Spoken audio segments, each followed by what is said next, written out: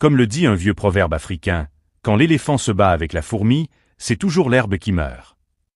Eh bien, mesdames et messieurs, bienvenue en Amérique, ce pays où l'herbe, c'est vous, le citoyen moyen, et où les éléphants, ce sont vos dirigeants qui jouent au Monopoly avec votre santé. Ici, sur Room Amérique, on ne vous sert pas de la soupe réchauffée. On démonte l'actualité, on la cuisine façon barbecue texan, et on vous sert le tout avec une sauce piquante de satire, histoire que ça pique un peu, mais que ça reste savoureux. Alors accrochez-vous, parce qu'aujourd'hui, on plonge dans une histoire qui fait mal à la tête et au portefeuille, la crise des médicaments. Et laissez-moi vous poser une question pour commencer. Que feriez-vous si demain votre pharmacie vous disait « Désolé, plus d'insuline, plus d'antibiotiques, plus de médicaments pour le cœur » Est-ce que vous croiriez encore vos dirigeants quand ils vous jurent que tout est sous contrôle? Réfléchissez bien, parce qu'ici, on va décortiquer ce qui se cache derrière cette pénurie, et croyez-moi, ça va grincer. Partie 1, le déclic. Une ligne de loi, un tonnerre d'effets. Vous connaissez ce vieux proverbe, quand le médecin coûte plus cher que la maladie, c'est que la politique a mis son nez dans l'ordonnance. Bienvenue sur Room Amérique, la seule chaîne qui prend l'actualité américaine, la secoue comme un cocktail, et vous la sert avec une pointe d'ironie. Attachez vos ceintures, parce que ce soir, ce n'est pas seulement l'économie qui souffre, c'est la pharmacie du coin qui tombe en syncope. Tout a commencé par une ligne. Pas une ligne de cocaïne sur le bureau d'un banquier de Wall Street, non. Une ligne dans une loi. Une taxe de 50% sur les marchandises importées d'Inde. Une ligne minuscule dans des pages de jargon économique que personne ne lit, sauf peut-être les avocats de Castrit et les insomniaques. Mais cette petite ligne, messieurs dames, c'est comme une arête coincée dans la gorge, minuscule, invisible, mais elle vous empêche de respirer. Le président Trump, sûr de son coup, avait présenté ça comme un geste patriotique. Une manière de protéger l'emploi américain. Vous savez, le bon vieux slogan, America First. Mais dans ce cas précis, c'était surtout Pharmacy Last. Parce que si on taxe l'Inde, on ne taxe pas seulement des saris ou du riz basmati. On touche aussi au nerf vital du système de santé américain, les médicaments génériques. Et c'est là que l'ironie entre en scène. Imaginez la scène. Dans les couloirs de Washington, on célèbre la victoire contre un rival commercial. On se tape dans les mains, on brandit des graphiques. Mais pendant ce temps, à Des Moines, à Houston ou à Chicago, des millions d'Américains ouvrent leurs piluliers vides. Et soudain, l'Amérique découvre que 80% de ces médicaments génériques viennent de deux pays, l'Inde et la Chine. Oui, mesdames et messieurs, nous avons confié notre survie pharmaceutique à deux nations que Washington traite régulièrement de rivales stratégiques. Brillant, n'est-ce pas? Alors soyons clairs. Sur le papier, c'est une taxe. En pratique, c'est une grenade dégoupillée posée au milieu de l'armoire à Pharmacie Nationale. Les antibiotiques, l'insuline, les traitements contre le cancer, pouf, menacés. Pas demain, pas dans 10 ans. Non, tout de suite, parce que les chaînes d'approvisionnement fonctionnent comme des dominos. Quand un domino tombe, la pile entière suit. Le plus délicieux, enfin, si l'on peut dire, c'est la justification officielle. On nous explique que c'est une stratégie pour réduire la dépendance étrangère. Mais attendez une seconde, réduire la dépendance, en coupant brutalement la source principale d'approvisionnement, c'est comme dire que pour arrêter le café, on jette la cafetière par la fenêtre et on prie pour que Starbucks ouvre dans le salon. Et devinez quoi? Les économistes avaient prévenu. Les médecins avaient prévenu. Même les associations de patients avaient prévenu. Mais à Washington, on adore découvrir les évidences, une fois qu'elles explosent au visage. Alors maintenant, on se retrouve avec des pharmacies qui ressemblent à des supermarchés soviétiques des années 80. Des étagères vides, des clients perdus, et des caissiers qui haussent les épaules. Le plus absurde, c'est que la décision semblait tellement insignifiante au départ que personne n'a vu venir le tsunami. Mais voilà, quand l'Inde décide de limiter ses exportations pour se protéger des tarifs, c'est la santé publique américaine qui s'effondre. Une femme diabétique à Chicago se retrouve sans insuline. Un retraité du Texas doit choisir entre payer son loyer ou son médicament cardiaque. Et au sommet de l'État, on continue à parler de chiffres, de croissance, de guerre commerciale. Comme si on pouvait négocier avec une crise cardiaque. Alors oui, certains diront, ce n'est qu'une crise temporaire, l'Amérique saura s'adapter. Peut-être. Mais entre-temps, les patients ne peuvent pas attendre que les économistes se mettent d'accord. Un diabétique ne peut pas mettre sa glycémie sur pause. Un cancer ne suspend pas sa progression parce que le Congrès débat du budget. Voilà où nous en sommes. Une petite ligne dans une loi a mis en lumière une vérité énorme. L'Amérique, première puissance mondiale, dépend d'usines à des milliers de kilomètres pour soigner ses citoyens. Et quand ces usines s'arrêtent ou changent de marché, ce sont des vies entières qui basculent. Alors, question pour vous, chers spectateurs. Est-ce que protéger l'emploi américain justifie de mettre en péril la santé des Américains? Est-ce que la sécurité nationale inclut seulement les chars et les avions, ou aussi les boîtes de pilules dans vos placards? Gardez bien ces questions en tête, parce que dans la prochaine partie, nous allons descendre du Capitole pour voir ce que ça donne, concrètement, quand la décision politique frappe le comptoir de la pharmacie. Et je vous promets, ce que vous allez découvrir risque de vous couper le souffle, si vous trouvez encore un inhalateur disponible. Partie 2, la réalité des rayons. Pénurie. Attente, vie en jeu. Bienvenue dans la deuxième partie de notre enquête sur ce qu'on appelle déjà la crise de l'armoire à pharmacie américaine. Vous souvenez-vous de la dernière fois que vous êtes allé chercher un simple médicament en pharmacie? Vous vous attendiez à tomber sur votre boîte habituelle, bien rangée, bien étiquetée. Mais cette fois, surprise, l'étagère est vide et le pharmacien vous dit avec un sourire crispé « Désolé, rupture de stock, revenez dans 2 semaines ». Voilà l'Amérique d'aujourd'hui. Et ce n'est pas une fiction. Dans les grandes métropoles comme dans les petites villes, les étagères se vident. Antibiotiques, insuline, médicaments contre la tension artérielle, traitements contre le cancer, l'essentiel, rien que l'essentiel. Ce ne sont pas des produits de luxe, pas des gadgets. Non, ce sont des médicaments qui séparent la vie de la mort, le quotidien ordinaire de l'hôpital en urgence. La scène est la même un peu partout. À Chicago, une femme diabétique de 47 ans, habituée à récupérer son insuline chaque mois, se retrouve les mains vides. À Dallas, des pharmaciens racontent qu'ils n'ont jamais vu des rayons se vider aussi vite. À Houston, des familles rationnent déjà les médicaments. Une pilule aujourd'hui, rien demain, et on croise les doigts. L'Amérique, pays de l'abondance, obligé de diviser ses comprimés comme on divise une miche de pain en temps de famine. Et les prix, parlons-en. Parce qu'une pénurie, ce n'est pas seulement des rayons vides, c'est aussi des étiquettes qui explosent. Prenons l'exemple d'un retraité texan. Son médicament cardiaque lui coûtait déjà la bagatelle de 28 000 $ par mois, une folie en soi. Mais avec la pénurie, son prix a bondi à 91 000 $ en un seul mois. Oui, vous avez bien entendu, 91 000 $. C'est plus cher qu'une Tesla flambant neuve pour une seule boîte de comprimés. Et la meilleure partie? Rien ne garantit qu'il en aura encore le mois prochain. Voilà où nous en sommes. Certains Américains doivent choisir entre acheter leurs médicaments ou garder un toit sur la tête. Entre soigner leur cœur ou nourrir leurs enfants. Le fameux rêve américain se transforme en cauchemar pharmaceutique. La pharmacie du coin devient un casino. Vous avez de la chance, vous trouvez vos pilules. Vous perdez, vous rentrez les mains vides. Et qu'on ne s'y trompe pas, cette crise ne touche pas seulement les plus fragiles. Elle traverse toutes les classes sociales. Le cancer, le diabète ou l'hypertension ne demandent pas votre fiche de paie avant de frapper. Le système, lui, vous la demande. Résultat, ceux qui ont une bonne assurance survivent un peu mieux. Mais tout le monde paye plus cher, tout le monde attend plus longtemps. Le plus inquiétant, c'est que cette pénurie n'est pas un simple accident de parcours. Ce n'est pas comme un cargo bloqué dans le canal de Suez qui retarde vos colis Amazon. Non. Ici, c'est une faille systémique. Les pharmacies n'ont plus de marge, les hôpitaux rationnent, et les patients bricolent. Certains coupent leurs comprimés en 2 pour faire durer leur stock. D'autres sautent volontairement une dose, en espérant que leur corps tiendra le coup. Ce n'est plus un système de santé, c'est de la roulette russe médicale. Et au milieu de ce chaos, qui paie la facture? Ce sont toujours les mêmes, les malades chroniques, ceux qui ne peuvent pas dire « je reviendrai demain », ceux qui vivent avec un traitement quotidien. Ils ne peuvent pas attendre que la politique commerciale se calme, que les négociations reprennent, que les experts écrivent des rapports. Leur corps, lui, ne négocie pas. Le docteur Paul Farmer, une figure respectée de la santé mondiale, avait déjà prévenu avant sa mort. Ce genre de pénurie révèle la fragilité systémique de notre système médical. Nous avons construit un château de cartes, et aujourd'hui, une petite taxe douanière a suffi pour souffler dessus. Résultat, les prix flambent, les vies basculent, et la confiance dans le système fond comme neige au soleil. Mais attention, ce n'est pas seulement un problème de prix ou de stock. C'est un problème de confiance.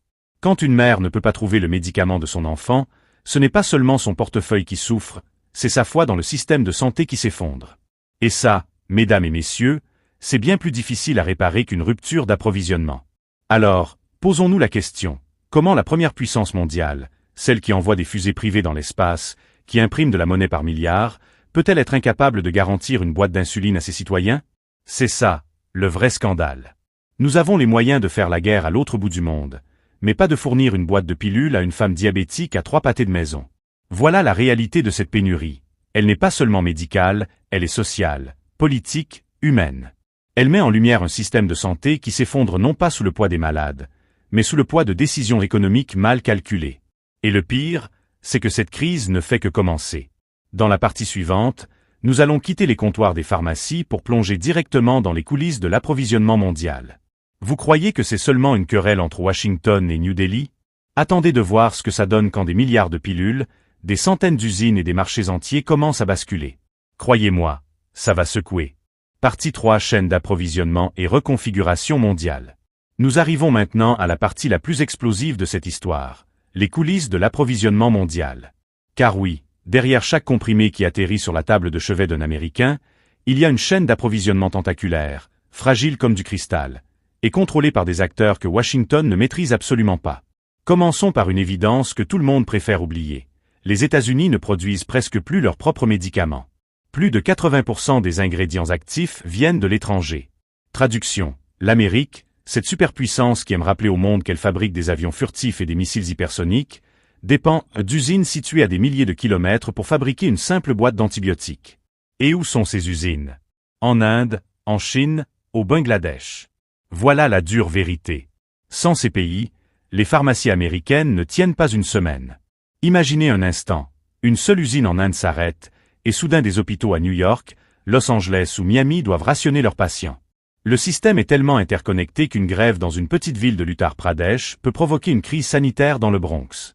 Maintenant, entrons dans les coulisses. Les fournisseurs indiens et chinois voient la crise américaine comme une opportunité en or. Pendant que les étagères américaines se vident, eux, ajustent leurs prix, contrôlent les volumes, et rappellent subtilement que sans leur production, Washington est paralysé. Qui a dit que la géopolitique se jouait uniquement sur les champs de bataille? Aujourd'hui, elle se joue aussi dans les usines pharmaceutiques. Ce qui est encore plus ironique, c'est que les États-Unis eux-mêmes ont encouragé cette dépendance. Pendant des décennies, on a fermé les usines locales parce que produire à l'étranger coûtait moins cher. Les actionnaires applaudissaient, les bénéfices grimpaient, et personne ne se souciait de savoir d'où venait le paracétamol. Aujourd'hui, la facture est salée, dépendance totale, marge de manœuvre zéro. Mais attendez, ça devient encore plus savoureux. Car les pénuries ne sont pas uniquement dues à des problèmes de production. Non, il y a aussi la diplomatie, les taxes, les restrictions à l'exportation. Quand Washington décide d'imposer des droits de douane, devinez quoi? Les pays fournisseurs répliquent. Résultat, les médicaments se bloquent à la frontière, les cargaisons stagnent dans les ports, et les patients, eux, attendent. Ce bras de fer commercial est en train de créer un paradoxe hallucinant. L'Amérique dépense des milliards pour sécuriser ses frontières contre des menaces imaginaires, mais laisse entrer au compte-gouttes les médicaments dont ses citoyens ont réellement besoin. Ajoutons à cela les géants pharmaceutiques. Eux, ils savent parfaitement jouer la situation. Face à la pénurie, ils parlent de coût logistique, de rareté des matières premières, et hop, ils triplent les prix. Pour eux, c'est du pain béni. Un système où la souffrance des patients devient un business model. C'est cynique? Absolument. Mais c'est rentable. Prenons un exemple concret, les antibiotiques pédiatriques. En pleine saison de grippe, les ruptures se multiplient. Les parents font la queue, les pharmacies n'ont plus rien. Et pendant ce temps, sur les marchés parallèles, les prix flambent comme si on parlait de diamants. Oui, des diamants. Sauf qu'ici, on ne parle pas de bijoux, mais de la santé d'un enfant fiévreux.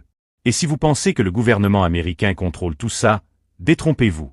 L'administration jongle entre promesses de relocalisation, discours patriotiques et réunions de crise, mais sur le terrain, rien ne bouge vraiment. Relocaliser une industrie pharmaceutique, ce n'est pas une question de mois, c'est une affaire de décennies. Et le patient, lui, n'a pas des décennies. Ce qui est fascinant, c'est que cette crise révèle une vérité brutale. La mondialisation, qu'on croyait être une bénédiction, devient un piège. Oui, elle a permis de produire moins cher, plus vite, plus massivement. Mais elle a aussi créé une dépendance telle qu'aujourd'hui, l'Amérique se retrouve otage de ses propres choix économiques. Et soyons clairs, ce n'est pas une guerre de missiles, mais une guerre d'approvisionnement. Et dans cette guerre, celui qui tient la chaîne logistique tient le pouvoir. En d'autres termes, ce ne sont pas les tanks ni les avions qui décideront de l'avenir américain, mais des boîtes de comprimés. Alors, que nous dit cette troisième partie? Qu'au fond, La pénurie n'est pas seulement une conséquence du hasard ou d'une mauvaise gestion locale. Elle est le résultat d'un système mondial construit sur la fragilité et la dépendance.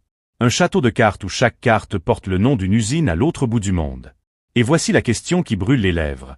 Que se passera-t-il quand ces cartes commenceront à tomber les unes après les autres? Quand la prochaine crise frappera, plus violente, plus profonde, avec des conséquences non seulement économiques, mais politiques et sociales. Préparez-vous, parce que dans la prochaine partie, nous allons entrer dans le cœur du problème, les échecs politiques et la responsabilité directe de ceux qui auraient dû anticiper. Car cette crise n'est pas tombée du ciel. Elle est le fruit de choix, de calculs, et parfois même d'indifférence totale. Et c'est là que le scandale prend toute son ampleur. Partie 4, théâtre politique. Solution réelle. Et nous voilà au chapitre le plus croustillant de toute cette histoire, les échecs politiques. Parce qu'une crise d'une telle ampleur, ça ne tombe pas du ciel comme une pluie d'été. Non. Elle est le produit d'années de décisions bancales, de priorités mal placées et de promesses creuses. Autrement dit, c'est une faillite de leadership. Commençons par un constat simple. Quand la crise a éclaté, où étaient les dirigeants? À la télévision, bien sûr, a expliqué avec un ton solennel qu'ils prenaient la situation très au sérieux. Traduction. Ils ne savaient pas quoi faire, mais ils voulaient qu'on croie qu'ils contrôlaient la situation. Et pendant qu'ils lisaient leurs fiches, les malades, eux, comptaient leurs pilules une par une. Mais ce fiasco ne commence pas hier. Il est le fruit de décennies d'aveuglement. Pendant des années, on a fermé des usines de production aux États-Unis. Pourquoi? Parce que produire en Inde ou en Chine coûtait moins cher. Et les politiciens, eux, ont applaudi. Les bilans des grandes entreprises grimpaient, les lobbies pharmaceutiques arrosaient généreusement Washington, et tout le monde faisait semblant que dépendre de l'étranger pour ses médicaments n'était pas un problème. C'était la mondialisation heureuse, paraît-il. Aujourd'hui, c'est la dépendance désastreuse. Et quand la pénurie a commencé à se faire sentir, qu'ont fait les décideurs?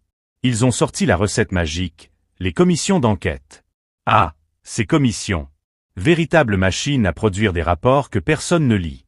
Pendant que les experts débattent dans des salles climatisées, les pharmacies, elles, affichent des pancartes, rupture de stock. Mais attendez, ça devient encore plus absurde. Car dans les couloirs de Washington, certains responsables ont même tenté de minimiser la crise.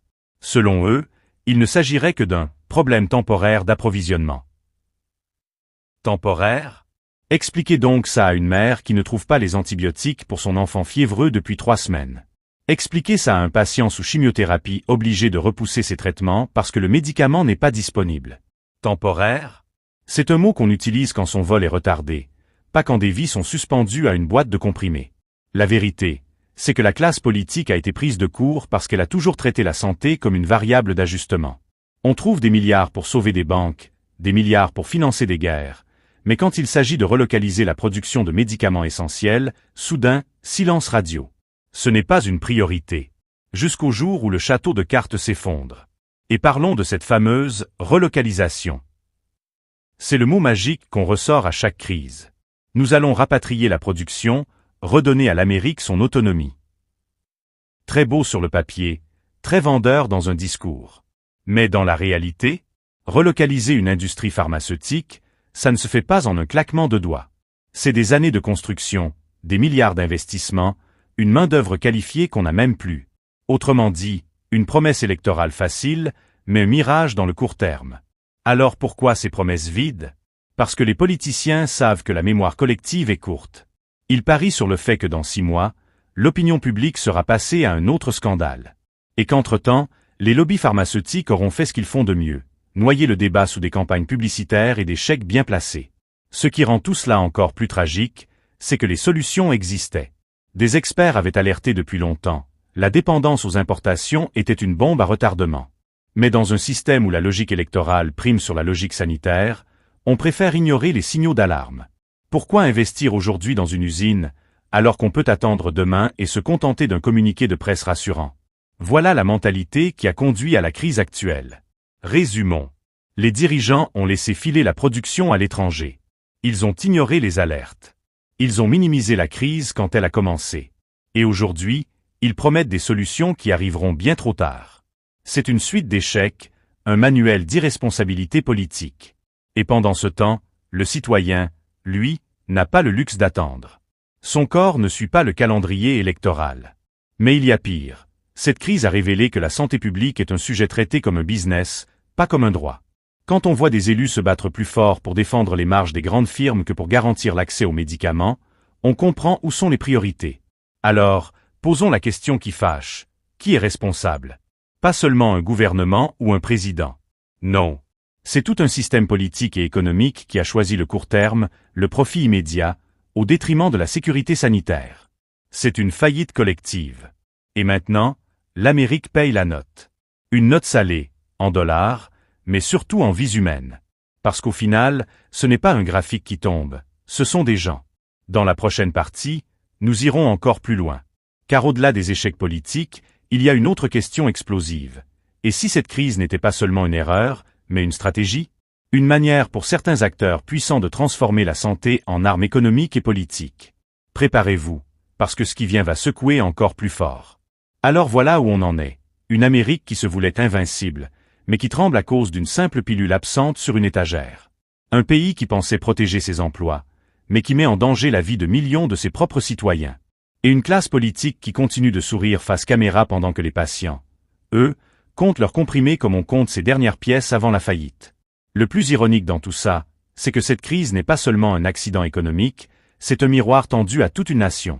Elle révèle nos faiblesses, notre dépendance, et surtout l'illusion d'un système qui prétend tout contrôler mais qui ne contrôle même pas la disponibilité de l'aspirine. Alors je vous pose la question, combien de temps encore va-t-on accepter de payer le prix fort pour des décisions politiques mal calculées? Et surtout, qui devra tomber malade pour que ça change enfin? Ici, sur Zoom Amérique, on ne ferme pas les yeux. On met le doigt là où ça fait mal, et on appuie jusqu'à ce que ça réveille les consciences. Si vous pensez que cette histoire mérite d'être entendue, alors dites-le, likez cette vidéo, partagez-la, et surtout abonnez-vous à la chaîne. Parce que croyez-moi, ce n'est que le début. Les prochains épisodes vont dévoiler ce que personne n'ose dire à haute voix. Alors rejoignez la discussion dans les commentaires. Que feriez-vous si votre pharmacie vous annonçait qu'il n'y a plus de médicaments vitaux? Jusqu'où iriez-vous pour sauver vos proches? C'était Zoom Amérique, votre fenêtre sur l'Amérique réelle. À la prochaine, et d'ici là, restez éveillés.